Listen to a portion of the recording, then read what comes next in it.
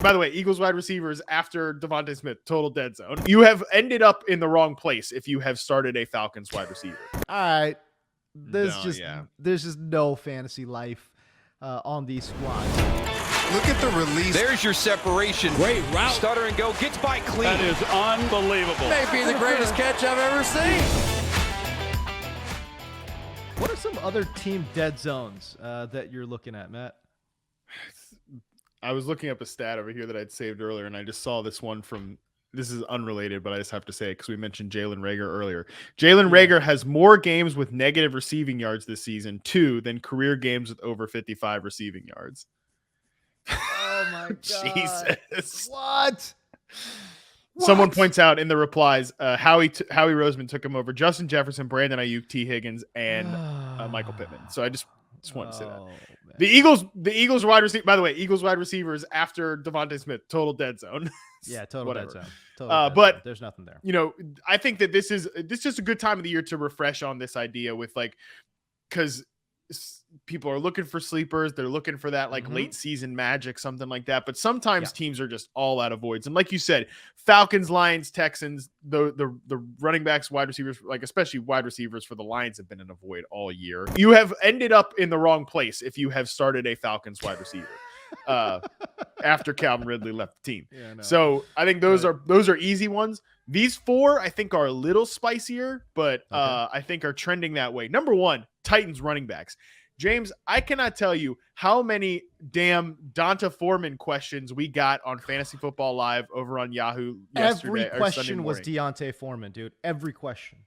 It's like, why do you want to start Foreman, bro? Number 1, it's like sometimes you got to just forget about the matchup. And that's what I'm saying. Like sometimes there's going to be a situation where, the Titans have a pretty good matchup for fantasy RBs, whatever. But it's like, number 1, you are banking on the team being in positive game script to exploit that.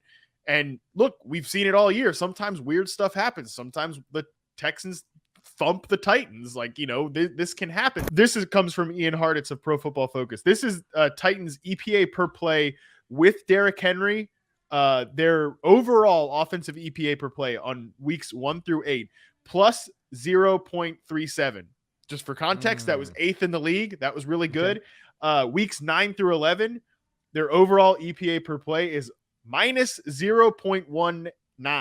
That's number 26 in the league. So, Whoa, what a shock. Their best player has gotten hurt and their offense sucks. They're never going to suddenly turn to one of these guys. It just doesn't seem to be that any of them are good enough, which talent matters. But I think the problem with that, like the Deontay Foreman thing, it's like I was on full on tilt because it's like, okay, I get it. He's not taking control of this backfield. That's cool. But with McNichols out, you're like, all right, well, why? I mean, they've got 2 usable running backs. It's probably going to be somewhat of a 50-50 split. I mean, maybe Deontay Foreman's 60-40 split. I don't know. No, the dude played 19% of the snaps yesterday, which is just like, where does this come from? Like, how are you going to all of a sudden play Dontrell Hilliard 63% of the snaps? Like, what?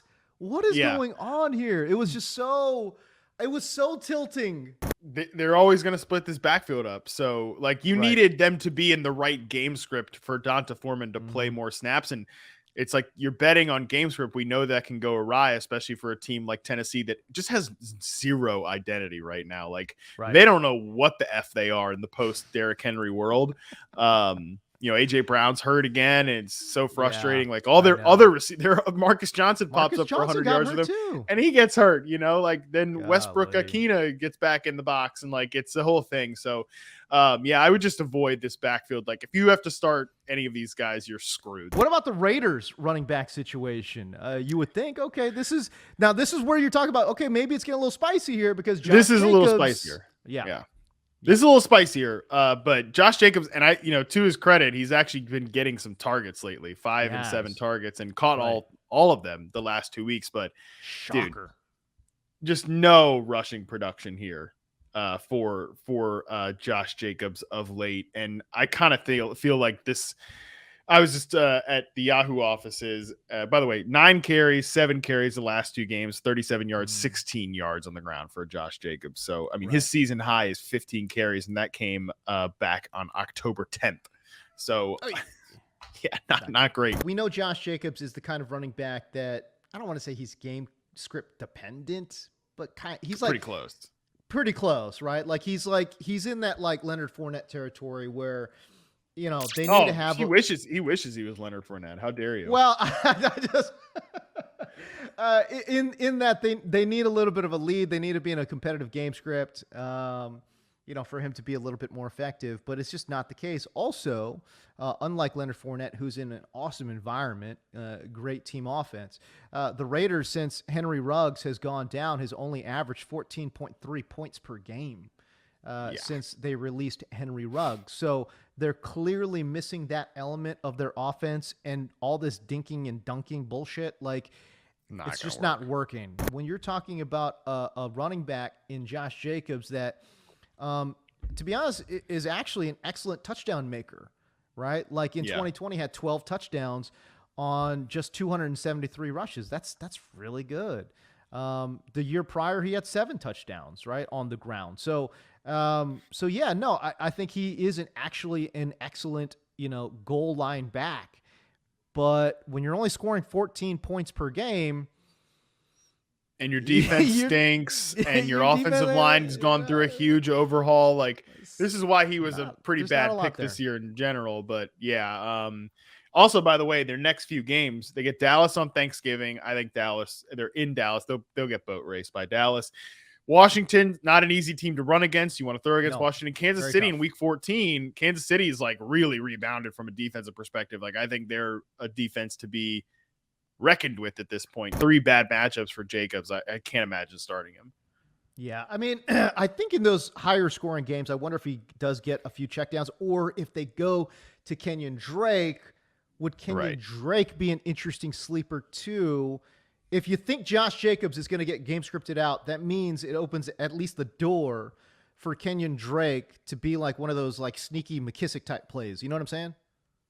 Yeah, but by the way, last 2 weeks, 3 targets, 2 targets for Kenyon Drake. So I know.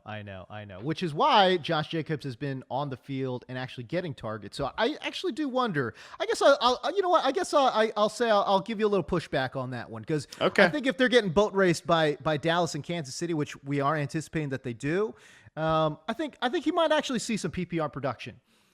Because again, they're not really utilizing, as you mentioned, Kenyon Drake there. So I don't know. That's an interesting one to me. Finally, how about the Jags wide receiver room, man? It's Jamal Agnew just went on IR, and he was like this like nice only one doing surprise. anything. I know. It was like a nice little surprise with Jamal Agnew all of a sudden.